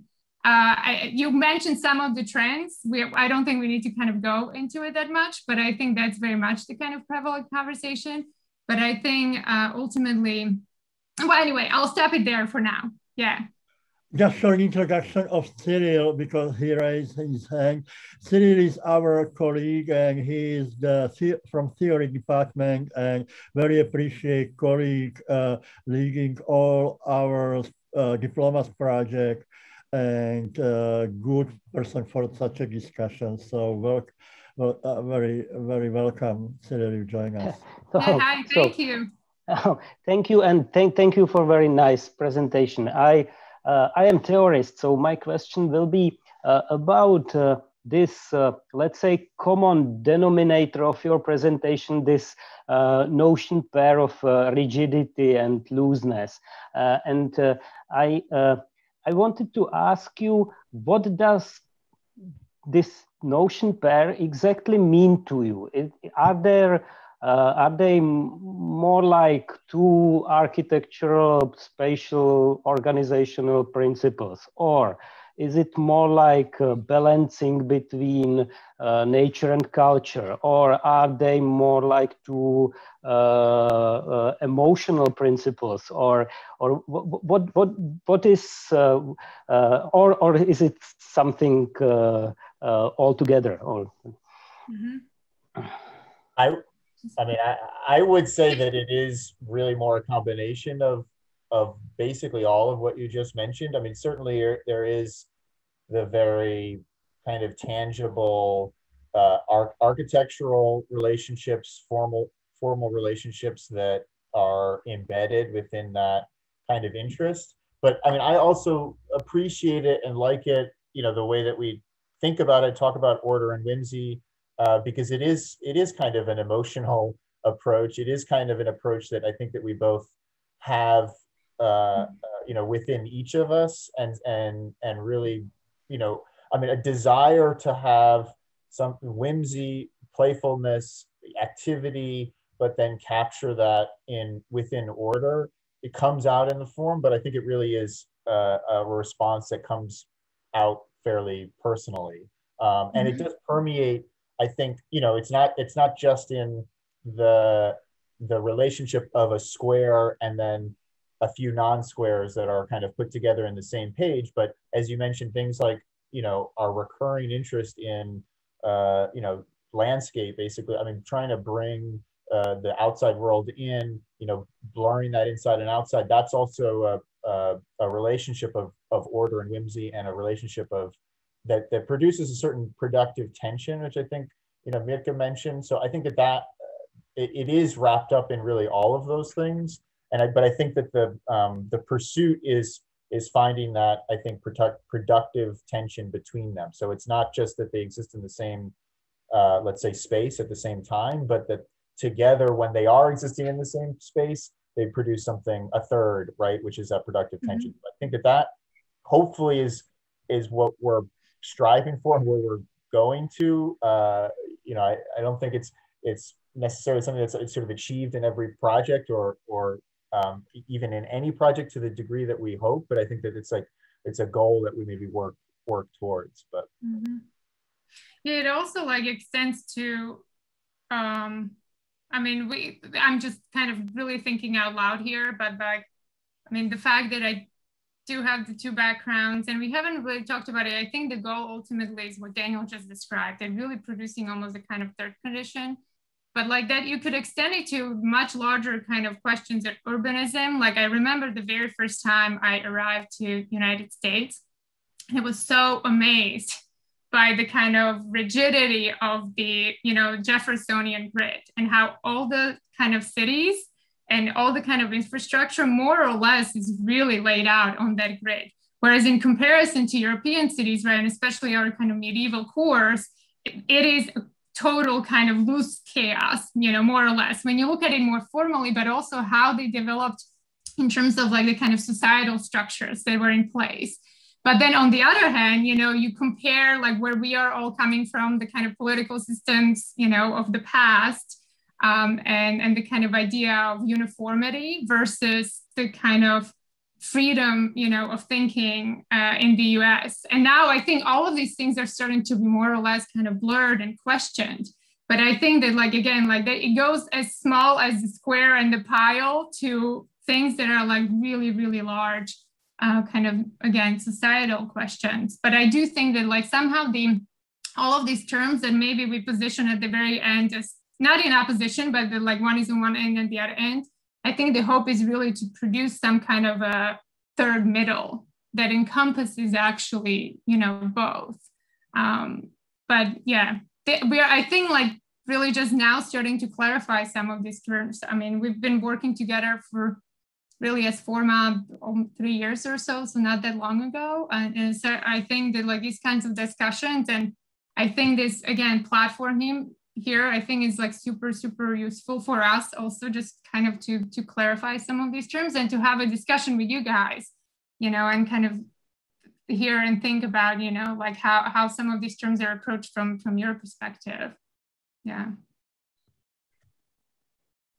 Just to add some information for our audience that we're trying to bring Mirka for our art semester review. As previous year, we have Dana Čupková, one of the academic person from our region, to keep discussion in Czech, Slovak, or English with our international student and to exchange such a more tough questions and to fight a little bit for more open and sometimes fragile, sometimes dangerous discussion. Just try to bring new perspective of academic discussion. So I hope it might be possible. If not, definitely we would try to do it after pandemic situation. Anyhow, so Cyril is asking again. Thumbs up. No, but I think also. No, yeah, he just I just wanted to have you at our school. Yeah, that's great. I see Veronika Miškovičová. Hello. Thank you for your presentation. It was very inspiring, and I really enjoyed your projects and all your visuals. It's super interesting for me. I was. I think it's stuck. Your video is stuck, interrupted. Veronica, maybe if you turn off your video, maybe sometimes it helps. So you can, yeah. Okay, so is it better now? Yeah, definitely. Okay, so first when I started absorbing your presentation, I had the feeling of exclusiveness of your forms and project, but then when you started like explaining, especially when your own development project, I found particularly interested, especially in relation to current maybe like topics such as sustainability and ecology, etc. I found very interesting how you were merging landscape with the actual object, and even though you had such a big land to build on, you were using just a small part of it to build super it was big enough for the people who would live in there, but they still have plenty of space to enjoy the land. And you were not compromising the lack of, you were still producing formally interesting and a variety of complex spaces, which I really, really enjoyed. And for me, this was very inspiring to kind of understand, or maybe to help me absorb that there are also other ways how to deal with current topics such as environmental crisis, sustainability, etc., to kind of absorb like to really work with the space you are creating efficiently. And this is something I would like to address my question. You were, are you kind of compromising, because you have very interesting projects and studies, but when it comes to actual building, do you have sometimes to change the design due to the actual cost or material efficiency, or how is your approach towards sustainability and for like, yeah. Yeah. Oh, thank you so much. I mean, it was such a thoughtful kind of observation, honestly, and a really, really great question, because I think there are two parts of it, and maybe Daniel can answer more the latter part, and I can answer the first one, but just to kind of immediately, you know, the question of scale and the relationship of the object to the landscape, I think it's really, really great question and such a point-on question, especially for the developments in the US. I would be curious, like, what you guys, you know, kind of thing in Europe, but just to give you an idea, the kind of houses that are currently being and have been built in you know, these areas are massive, massive kind of constructions, meaning that they are 5, 6, 7,000 square feet, which I think roughly translates to what, 600, 700, 800 square meters for a single family home. And so that on its own already is not sustainable, right? And so even just the question of scale, that you don't necessarily have to have kind of these environmental strategies applied to something that is, you know, 3 times bigger than necessary, but rather thinking about how can you actually merge kind of more maybe spatial and formal interests with something that is actually more, again, kind of scaled down, efficient in its size. And I think that's certainly one of the kind of aspects of the project that has been a driving kind of idea, meaning we have to keep the cost down. We are developing it ourselves. We don't have that much money to put into. So that's one constraint. The second constraint is, yes, the landscape is beautiful and large, but that we don't need to take over it. Like, we actually can really just kind of landscape, pour very small area around and leave the landscape as it is, because it is already beautiful. You don't need anything else. And then lastly, the question of materiality and materials. Again, I think we're really looking for the kind of most efficient, cost-effective, labor-effective materials that are out there. So for example, the metal cladding is one of them. Again, nothing fancy. So I think that there are actually strategies that can be implemented while not, you know, compromising in some of the kind of maybe more aesthetic questions that we are also interested in. Yeah, I mean, I would just add, I also really, really appreciate the question and specifically about the development project. I mean, I think that the goal is always to try and kind of do more than one thing at a time, meaning the efficiency of that project spatially will help certainly with the budget, which we have to keep an eye on because it's, you know, we're financing, we're looking at it. But we have had conversations about the impact on the environment as well. You know, and one sort of anecdote to that is, of course, the form of the house we developed, and there were many reasons to develop it, as Mirka mentioned, in terms of how the plan will be shaped and to create those sort of nook spaces on the outside. But there were also other considerations that maybe we didn't mention. I mean, things that we have talked about, you know, the benefit of having a flat roof actually, and the ability to put, we're not going to do it in the project, but a future owner could put solar panels on the roof without it impacting the kind of visuals of the project.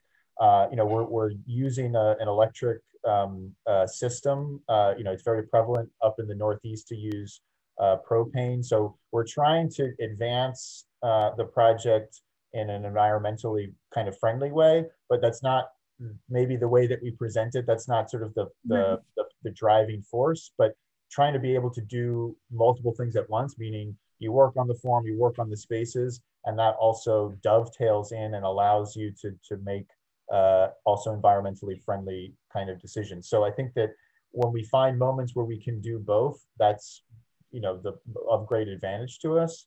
On the other side of your question related to, you know, the price and whether we have to compromise or make decisions based on budget, absolutely. I mean, I don't think all the time. unless Frank Gehry or you have a budget that is limitless, it's always going to be a big thing. And when you work with clients, it very typically is even the biggest thing. So you have to realize how to do things that you think are worthwhile, interesting, that will you know, improve the space and whatever the project is.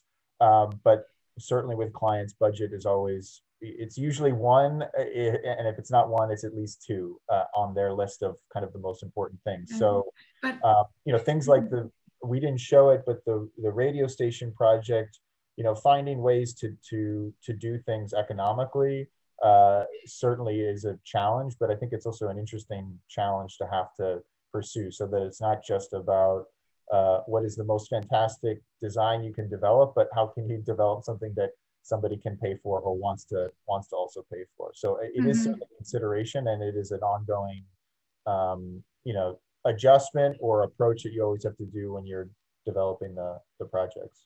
Yeah, and also just very quickly to add to it, because you mentioned the radio station project, it also, these kinds of constraints, especially related to budget, for that particular project really forced us to look at color as something that I don't think we ever really kind of considered prior to that, you know, but that the color suddenly is one of those kind of elements that can start to really, you know, play a more important role within the space, rather than, and it was truly because of the kind of budget constraints. But suddenly that question kind of was pushed, you know, into the foreground, and that's something now that we've been interested in since then. Yeah. We have Daniel Svitak asking something. So Daniel, can you join us? Can you ask personally? Yes, hello. Perfect. Okay, so I was just thinking about what was the process on picking the Bratislava project, but then since then I've got the clarification that you're actually from Slovakia, right? So you knew well about this. So I guess that part of question is a bit unrelevant anymore. But no, but I maybe have still, a good answer for it's you. Still there might be something interesting there on like what is your strategy on how to pick a competition. Basically, what's the fight you want to fight?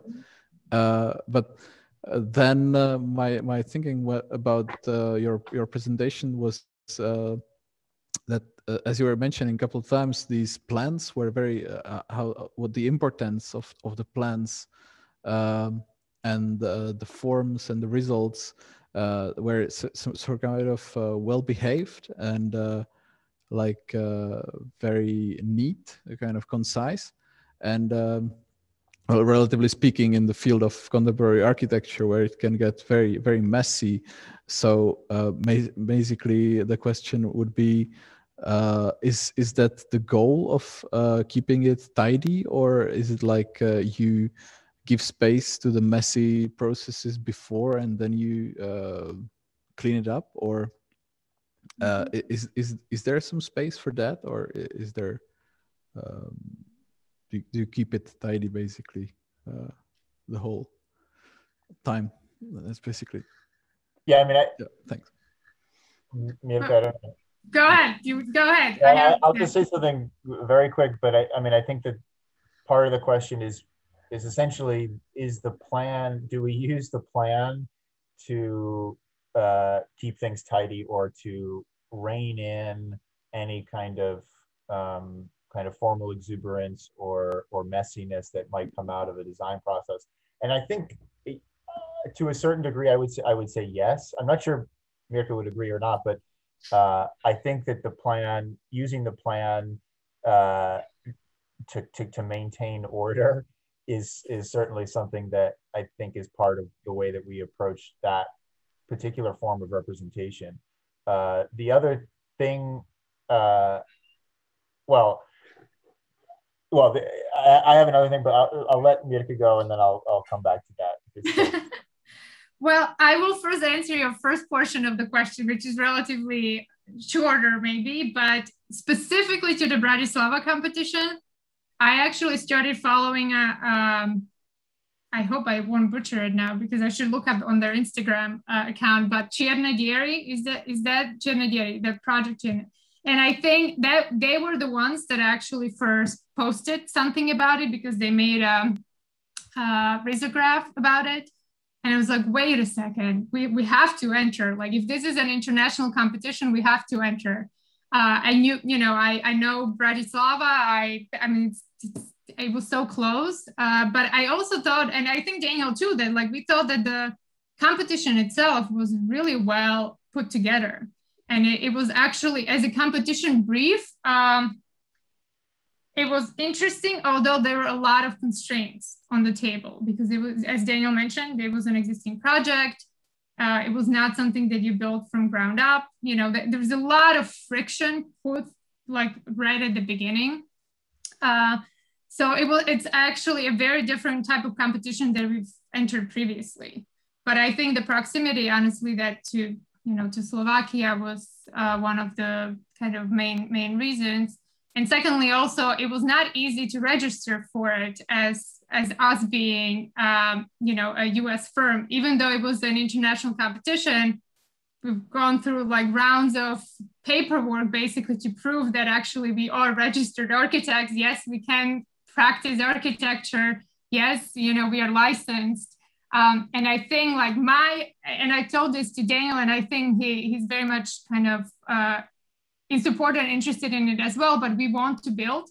And I think that like there are competitions in Europe more than in the US that are more kind of exciting with interesting prompts that, have projects that we would very much want to engage with. But because we are not licensed in EU, many times, it presents a problem. So this was a project that actually we could enter for through kind of hoops, and emailing back and forth and kind of sending registration and everything that allowed us to do that. So I think to the question of how do we choose our competitions, increasingly, I think we are, time is precious. And so we want to kind of focus our energies now more on things that we are more interested in. And competitions that have real potential to be actually built. I mean, we started with more kind of idea competitions, and I think they were very crucial for us to kind of establish a working methodology, sense of kind of get questions and processes as a starting practice. But more and more, I think we are really interested in really competitions that have a potential to be built with interesting projects, interesting briefs. And then to your second point, maybe briefly, the question of the plan, I think it goes a little bit back to even, like Cyril's question of the order and whimsy. And I think that we, to be honest, technology for us, I think it's something that we don't engage kind of head on. It's just part of how we operate, but maybe the technology or the kind of 3D making through various kind of digital processes is not as crucial in our process. And I think that the kind of technology, so scripting, form making, the algorithmic processes, I think maybe, I don't know, they're not as much part of the both academic discourse as much right now, I would say, in both, places and also in our process. But for me personally, I think it's also a question of control. I think many times, and maybe that was, again, part of your question too, that like, does the plan kind of bring everything into order, into control? But like, once you're testing a lot of these kind of newer tools and techniques, you many times lose control very quickly. And I think, and sometimes it can be very productive. And so the question then is always like, how do you can then use whatever you generate? And I think that goes for, again, like some of the the very last project I showed, I mean, it was a very, you know, like, what do you do with Jackson Pollock's painting? Like, how do you turn it into architecture? So I think it's more than a kind of set of processes and editing techniques that need to be put in place. And I think the plan is a really crucial one. Like, the plan actually kind of edits your thinking process and how you actually start to occupy space. I always have this quote in mind from Zaha, the late Zaha Hadid, when she said that a plan is not a section. Many people now, because we work digitally, right, it's a cut in any direction. Like, students basically treat it as, you know, horizontal, vertical cut, they're the same. And she said, it's not the case, that the plan is always about the organization of space. And I think that's crucial, you know, difference between that and the section and anything else. So I think that, like, for us, that's really what the plan kind of does, you know, many times.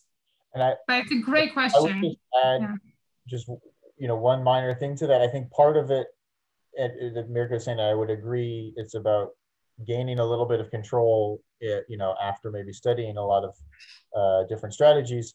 I think embedded in that is also the speed of the form of representation. I don't like drawing a 2D plan that is separate from your 3D model. I mean, it's not that we're not working in 3D and we're not studying things kind of spatially and in more complex ways, but forcing yourself to even move to a different software or to basically slow down allows for that, I think, degree of care and control that is necessary in the plan. And you know, it's the same thing with our students. Like, you know, if you just say draw a plan, you know, 9 times out of 10, they're going to take their 3D model and cut it, and they'll have you know, maybe they'll do a light rendering of it, and they'll say, here's the plan. But like, when you demand that they actually draw it in 2D, that it's not just a remnant or kind of resultant of the model, that forces them to slow down to a certain degree and then take more control and more care and put more thought into various spaces. And I think that, you know, so that's the aspect, I think, of the plan that also is helpful in terms of the control. It's not just the form of representation, but it's the speed at which it is considered and with which we work with it. I would also, just as an aside, would mention, you did recognize my last name is Polish.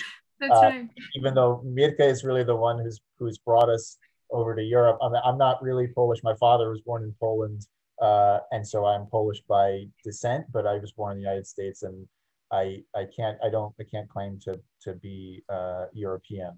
But I think that you are through family lines. But you know, just to also jump on what Mirka said about kind of the difference in North America and Europe. I mean, I think that, and I don't know, I'm very curious to hear from your perspective what it is. From my perspective as an American, you know, it's much easier for young architects, maybe not much easier, but there's more of a space for younger architects to engage with competitions and ultimately realized projects that aren't residential. In the US is much more of a, you know, the path for a young architect is like build a house, build a bigger house, you know, hopefully, you know, build the practice from the kind of very small renovations and upward. And there's very few opportunities for competitions for institutional scaled buildings for younger practices. So that's something that we're kind of maybe somewhat jealous of and would love to tap into, would love to work in Europe and work on projects with European architects in collaboration. So always something that I think we're looking out for. Or you might tell us that no, that's not the case at all.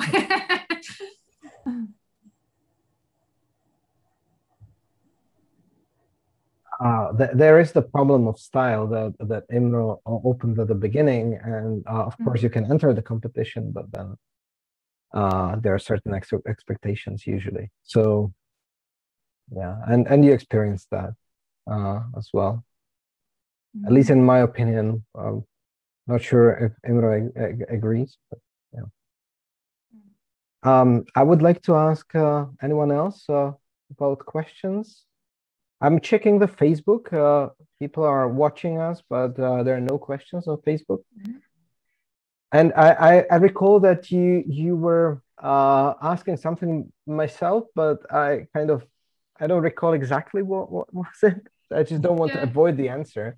If there was a question, I did ask. Maybe we'll have to just rewatch the video.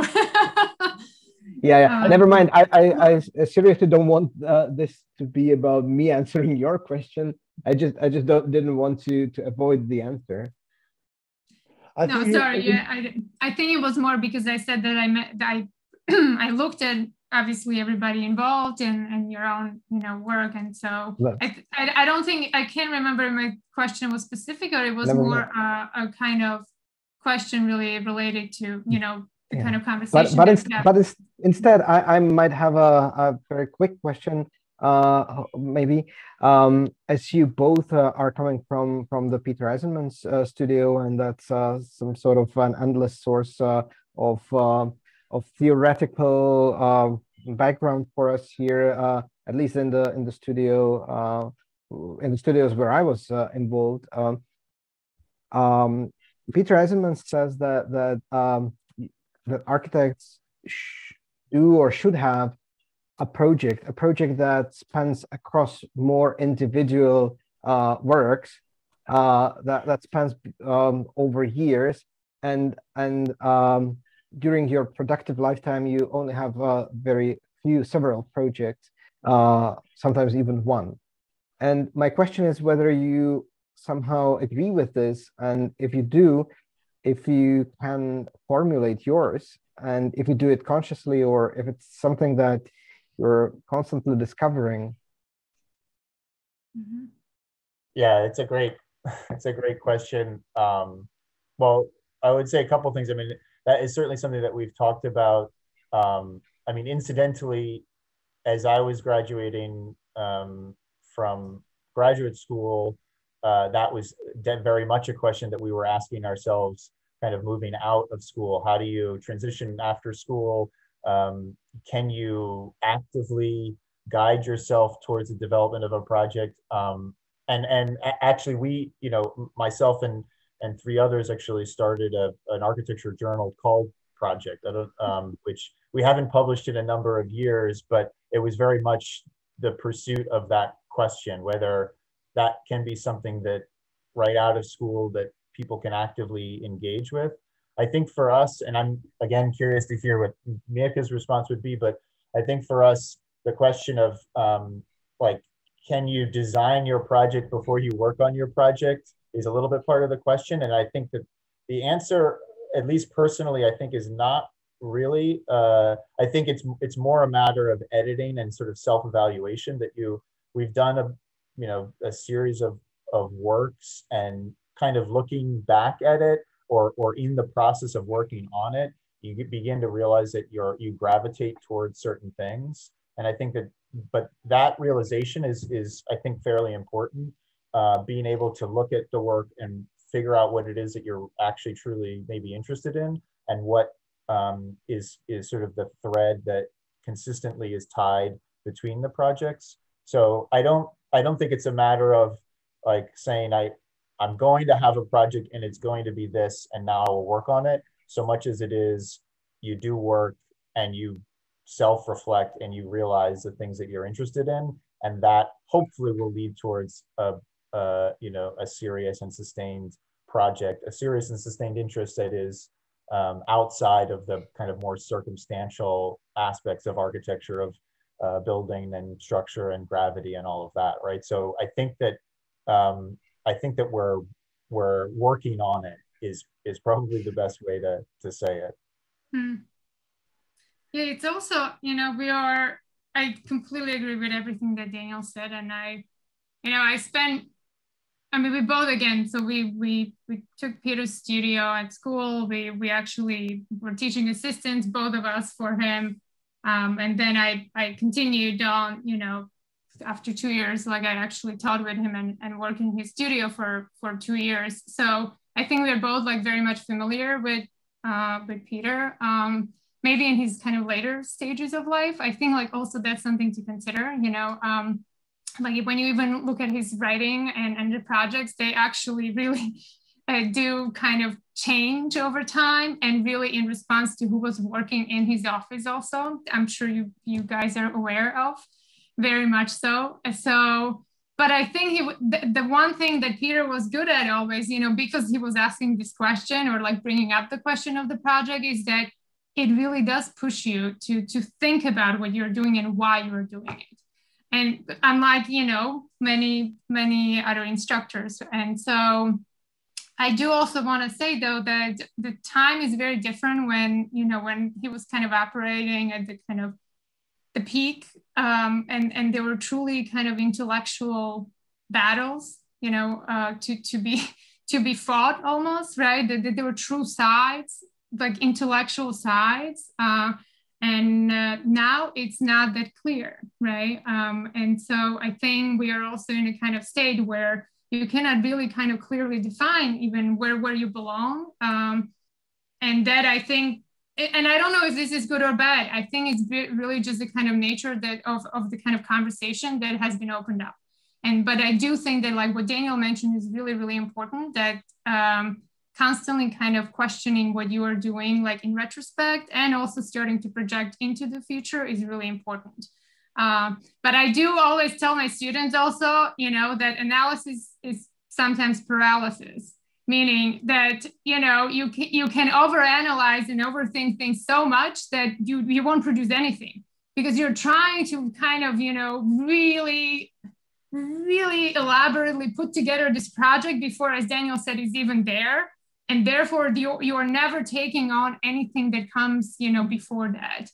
And I think that that's a kind of tricky thing to also, be wary of. So just, but I think still always a very relevant question. I think like some, the architects, and when you look at the past and contemporary, you could say that they do have a project, whether they kind of articulated explicitly or not, but I think it's evident through their work, through how they talk about their work, how they present it. And so I think we are still I think it's too early for us, to be honest, to tell. I think some of these questions that we've brought up today and kind of themes are just kind of at the beginning of maybe something that is forming. But I think it's definitely a question for us, that we have on our mind. It's just not crystallized. Yeah. That's a very good answer. Is there anything else that anyone would like to ask or comment on? I'm also checking the Facebook. Mm-hmm. We are still having quite a few people watching, but not really asking anything. So yeah, sometimes it's tricky to kind of formulate, and to type it long, and but no, the questions and the conversation afterwards has been really great. I mean, thank you so much for this opportunity. It's been really, really great. Honestly, the conversation afterwards, I think it's been kind of useful for us. Hopefully, we'll be certainly happy to continue the conversation on different platforms. Hopefully, we keep in touch in a very lively conversation. Yeah, in person it's always easier too. So yeah, I totally understood. But anyway, I'm thinking. I think that pilot lecture series was created because open discussion, international discussion between not just architects and academics, but also with artists.